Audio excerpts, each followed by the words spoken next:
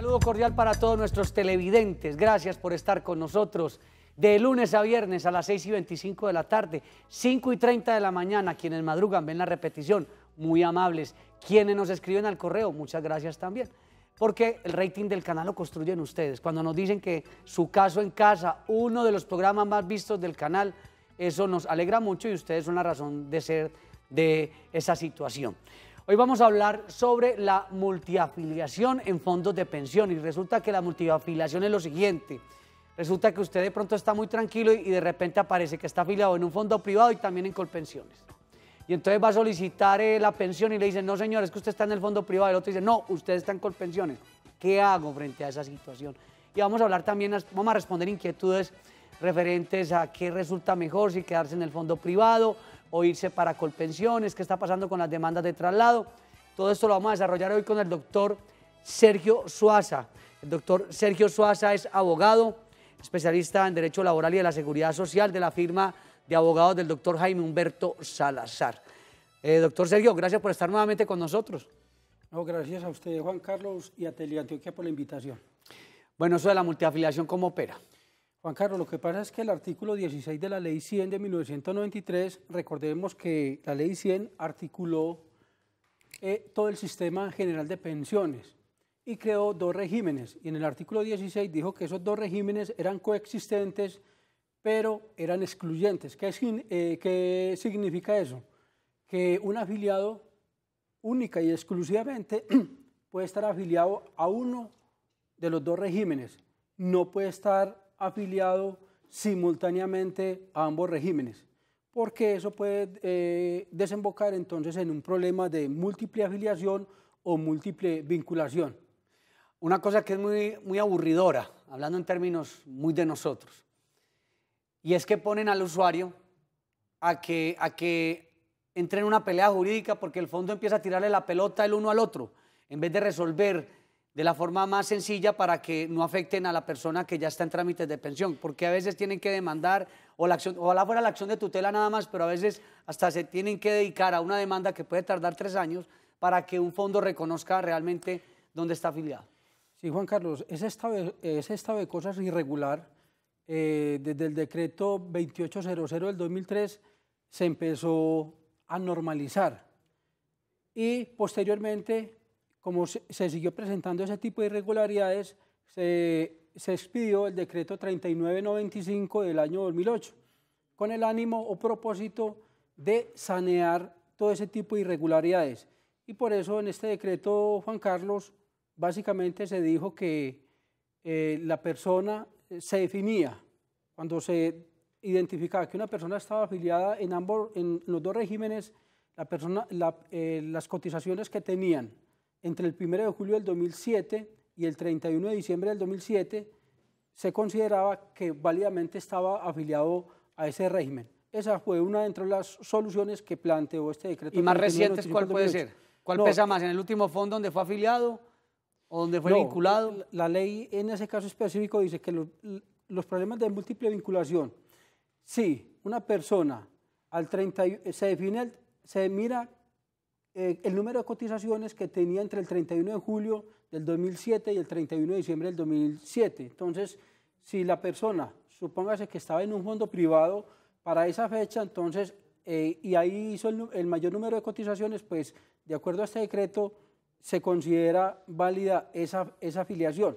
Obviamente que previamente se debe someter a un comité de múltiple vinculación que a la postre son los que van a entrar a determinar, con base en la normatividad vigente, en qué fondo o administradora de pensiones se considera válidamente afiliado a la persona. Y eso es importante, Juan Carlos, porque el mismo decreto 692 del 94 establece los efectos en el tiempo de las vinculaciones, de tal manera que si una persona se siniestra, tiene un accidente o sufre una enfermedad o muere, se debe, esta misma norma determina quién es la que debe reconocer ese tipo de prestación, que básicamente sería la administradora donde esté afiliado al momento del accidente o de la enfermedad o de la muerte. Por estos días estábamos hablando mucho sobre la doble asesoría.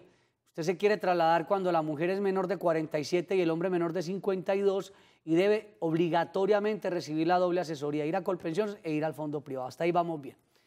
Pero había casos, doctor Sergio, para que nos informe sobre este asunto, en los que la persona pidió el traslado de fondo antes de los 52 los hombres y antes de los 47 las mujeres, y se confiaron en que el empleador hizo el trámite de afiliación, y muchas veces la afiliación quedó, digamos, en un trámite inicial, pero no quedó realmente afiliado en el fondo. Pasó la edad.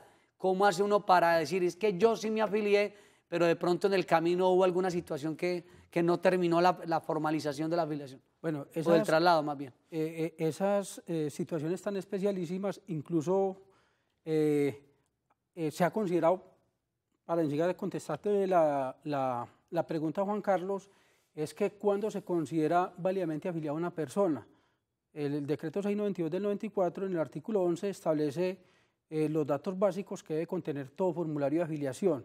Entonces se considera válidamente afiliada una persona es cuando ella haya estampado su firma en ese formulario de afiliación, porque se considera que en ese caso específico está exteriorizando su voluntad inequívoca de estar afiliado allí. Además, también se considera de que es necesario agotar otro trámite, que es comunicarle al empleador esa afiliación y obviamente empezar a hacer las cotizaciones o aportes al sistema. Ahí prácticamente se materializa válidamente esa afiliación. Frente a esa pregunta, Juan Carlos, diría yo que de igual manera se puede demandar, a pesar de que habría que probarle al juez de todas maneras que en su momento los fondos privados no le suministraron la suficiente y adecuada información al trabajador, y acreditarle también al juez que ellos oportunamente sí informaron al empleador de su decisión inequívoca de trasladarse de régimen y que por un descuido o negligencia del empleador no se pudo materializar ese traslado de régimen. De igual manera, entonces, en conclusión, Juan Carlos, sí es factible promover una demanda. Bueno, vamos con televidentes. Lina, desde el sector de Belén, en la ciudad de Medellín. Buenas noches. Buenas noches, caballeros. Tengo... Nina. Sí. Bueno, muchas gracias, caballeros. Tengo una inquietud para ustedes en el programa, para que me informen sobre el programa de las BES que sacó el gobierno para el adulto mayor. Yo no soy pensionada, entonces en el programa que me dieron a mí y la asesoría el sábado, que estuvieron en un evento aquí en San Bernardo, yo me afilié, pero a mí mucha gente me dice que eso es como una pirámide, entonces no, tampoco así. Entonces necesito saber si es verdadero o no. Vea, yo le voy a dar mi opinión y ya le damos paso al doctor Sergio Suaza. No, bueno, no una pirámide, no, eso suena muy feo. Además que los beneficios económicos periódicos BEPS es un programa de Colpensiones. Lo que pasa es que no es una pensión. Eso hay que tenerlo muy en cuenta. No es una pensión. La gente cree que es una pensión, no es una pensión. Es una alternativa para quien ahorre en un momento dado, recibir cada 2 meses máximo 200.000 o 180.000 pesos. No es una pensión, no es un salario mínimo, en fin, es una cantidad muy pequeña, pero es un programa. Funciona más bien, como decimos en Antioquia, de pronto como una especie, yo lo veo como un microseguro, como una especie de una natillera donde la gente ahorra y después empieza a recibir como en pequeñas cantidades. A mí particularmente me gusta más que la gente ojalá pueda hacer el aporte a pensión, pero hay situaciones en las que la persona no tiene las 1.300 semanas, imposible. Puede ser como una alternativa. Hay unos intereses que da Colpensiones anualmente.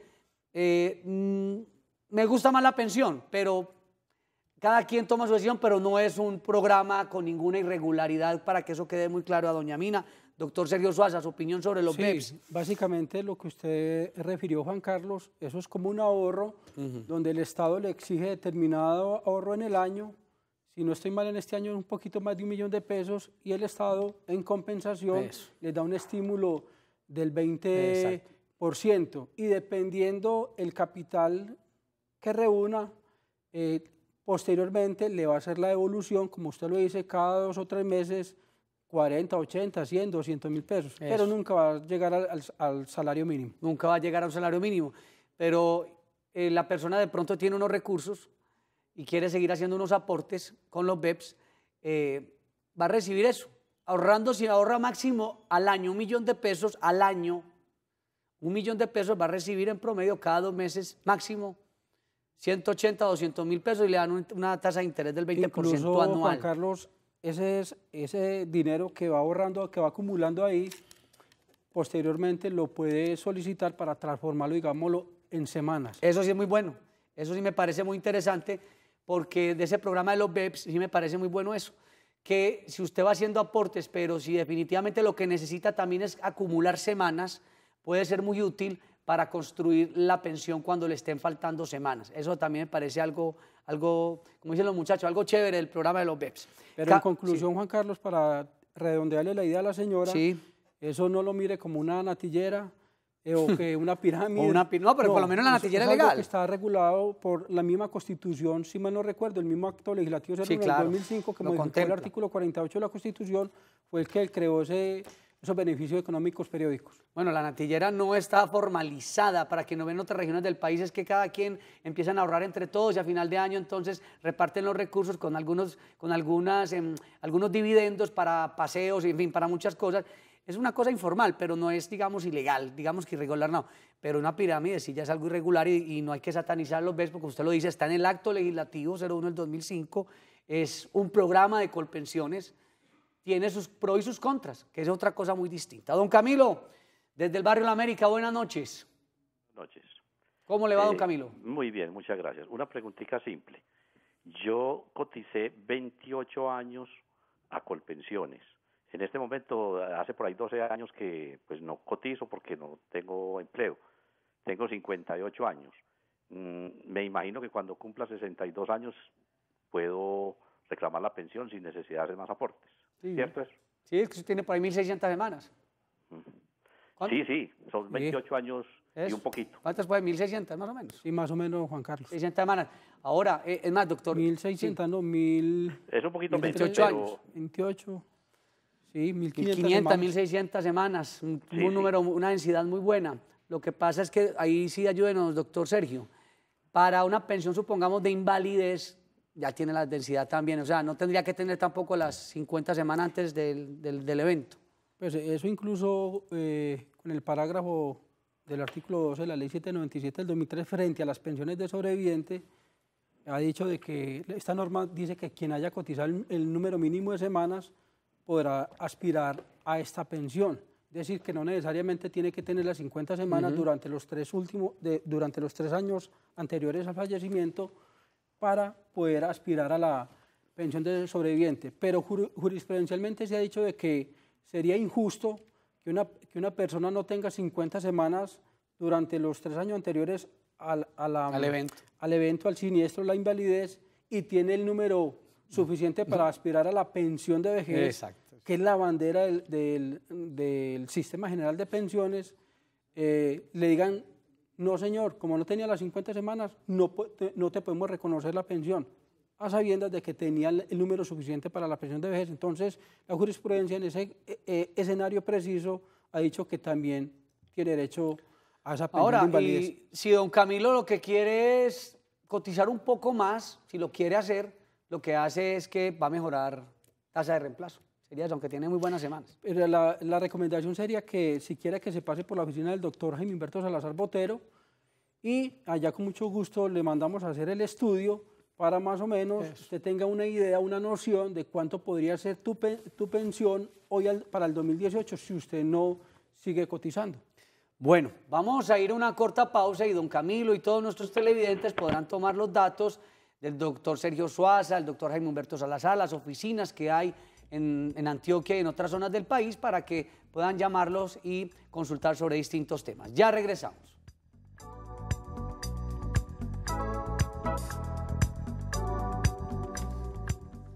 Para consultar al doctor Jaime Humberto Salazar y su equipo de abogados en Antioquia, Medellín, carrera 49, número 5058, edificio San Fernando, oficina 302, teléfono 513-8930. En Río Negro, carrera 48, número 5055, Centro Comercial San Francisco, oficina 215.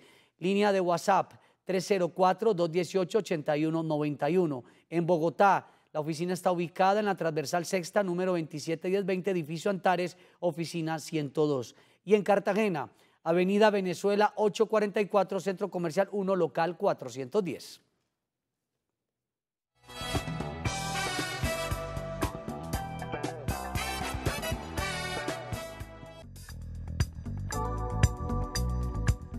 Aspectos importantes sobre la multiafiliación en materia pensional. Vamos a tomar atenta nota de estos detalles para recordar.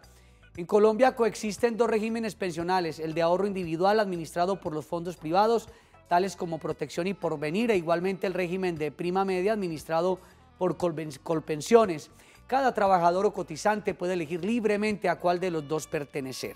Los regímenes pensionales son excluyentes. Para poner un ejemplo, una persona no puede estar afiliada al mismo tiempo a Colpensiones y a Porvenir.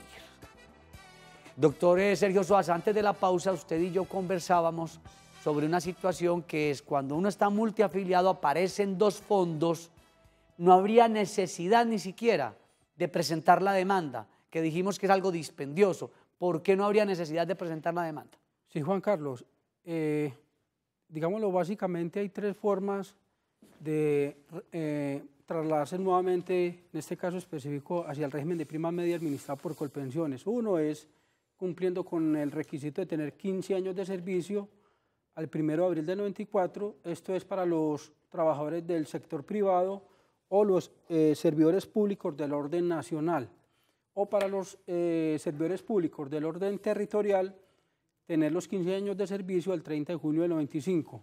El otro escenario es, obviamente, a través de una demanda buscando la anulación de esas afiliaciones a través de la figura jurídica denominada ineficacia. Otra situación es cuando se prueba que a la persona le han falsificado la firma. Y el otro escenario es cuando se demuestra que hubo un problema de múltiple vinculación, que como lo dijimos anteriormente, es cuando la persona simultáneamente está afiliada en ambos regímenes. Y también se ha considerado que otra situación que genera un problema de múltiple vinculación es cuando la persona no respeta el tiempo de permanencia, que recuérdese que antes de la Ley 797 del 2003, la Ley 100 y los decretos reglamentarios estipulaban que si una persona seleccionaba uno de los dos regímenes, tenía que permanecer allí como mínimo 3 años, y posteriormente la Ley 797 lo extendió a 5 años. Entonces eso también genera un problema de múltiple vinculación. Entonces se ha considerado, incluso dentro de la doctrina interna de Colpensiones,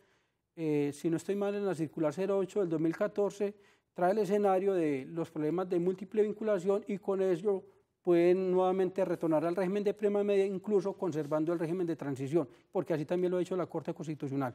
Vamos con Miriam desde Itagüí. Buenas noches. Hola, buenas noches.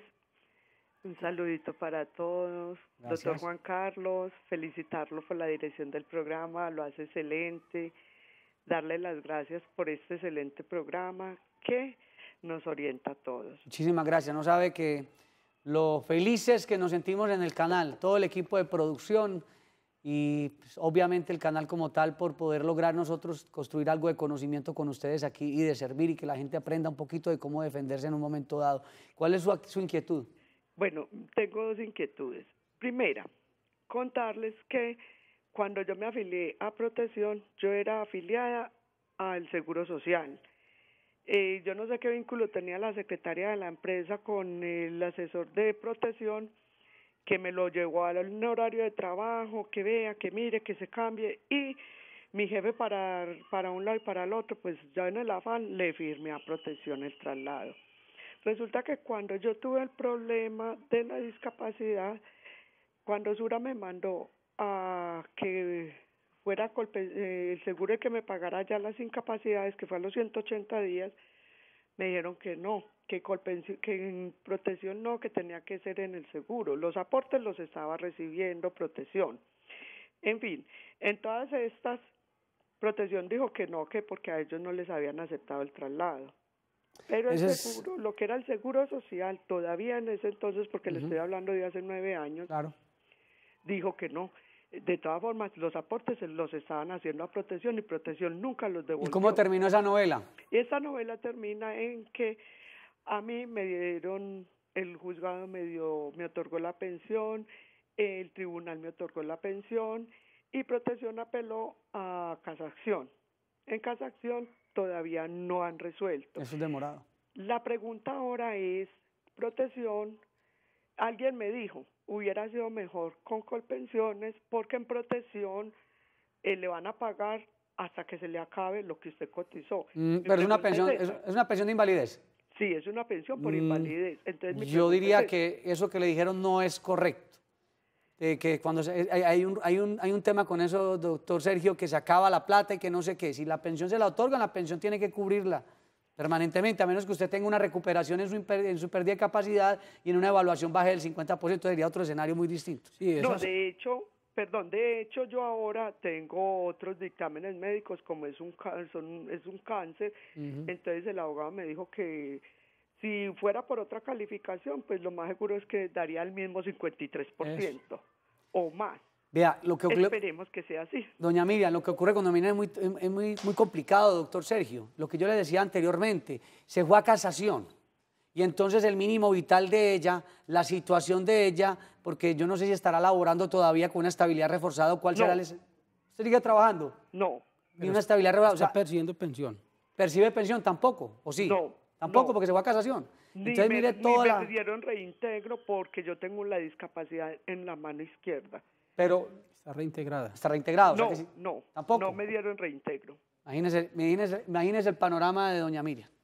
Sí, vea, yo que le diría a doña Miriam. Gracias, muy formal. Muchas gracias. Sí, los procesos en la Corte Suprema de Justicia a través que van allá a través del recurso extraordinario de casación son algo demorados. El promedio más o menos es de 3 a 5 años. No sé cuándo ingresó a la Corte Suprema de Justicia a la Sala de Casación Laboral. Es compleja la situación en la medida por lo que usted relata que son situaciones que se van tornando dramáticas, pero infortunadamente pues por la congestión que tiene la rama judicial es algo demorado. Pero como lo expliqué anteriormente, el decreto 3995 del 2008, si no estoy mal en el artículo 6º, establece que quien es la administradora llama a reconocer las prestaciones y allí dice claramente que es la administradora donde esté afiliada la persona al momento de presentarse el siniestro. Si eso fue lo que ocurrió, entonces no sé por qué Protección está manifestando que no son ellos los llamados a reconocerla, sino Colpensiones. Entonces habría que conocer bien la situación como para darte una mejor recomendación, pero de igual manera veo ya que el proceso se inició, el proceso va ganado, entiendo que fue Protección el que sigue, entonces seguramente condenaron a Protección a reconocer esa pensión de invalidez y hay que esperar que resuelve la Corte Suprema de Justicia. Pero hay de todas algo- maneras, dígale sí. al abogado que le mire bien su situación y si su situación es tan apremiante, tan angustiante, mira la posibilidad de pronto de presentar una acción de tutela por violación al mínimo vital. Claro, es que hay algo que uno no comprende, doctor Sergio. Si Protección recibió el pago o los aportes, ¿por qué Protección no se percató de si había o no había una afiliación? Porque entonces recibo los aportes, pero a la hora de reconocer la pensión, ahí sí los aportes no sirven. Diría uno, pues no sé si este término es muy fuerte, un enriquecimiento sin causa, cobro de lo no debido. No, simplemente- recibe un recurso y después no responde. Simplemente, Juan Carlos, que no son cuidadosos con las normas. Claro. Porque existen normas que han procurado normalizar todo ese tipo de irregularidades, más sin embargo, ellos la desatienden, sean porque Entra entre platica, no, no importa. no los estudian, no estudian bien la norma o muchas veces, mejor dicho, por negligencia. Negligencia. Porque eso es pura negligencia, porque el propósito de esa norma era sanear todo este estado de Ahí lo cosas. positivo para irnos ya, doctor Sergio, porque el tiempo se nos acaba, es que doña Miriam podría recibir un importante retroactivo. Eso podría ser ahí o no. Sí, porque depende de la fecha de estructuración. Llevan varios añitos ya con el tema. Dependiendo de la fecha de estructuración de la invalidez. No sé si actualmente le están pagando el subsidio por incapacidad temporal. Exacto. Porque de igual manera bueno, hay unas no incapacidades también. No está pensionada. Claro. Doctor Sergio Suaza, muchas gracias por estar con nosotros, de la firma de abogados del doctor Jaime Humberto Salazar. Muy amable. No, muchas gracias, Juan Carlos. Estuvo también con ustedes Juan Carlos Hurtado Ochoa en la dirección y presentación de este espacio de servicio. No se vayan porque ya viene Teleantioquia Noticias, porque Teleantioquia, con toda seguridad, te ven grande.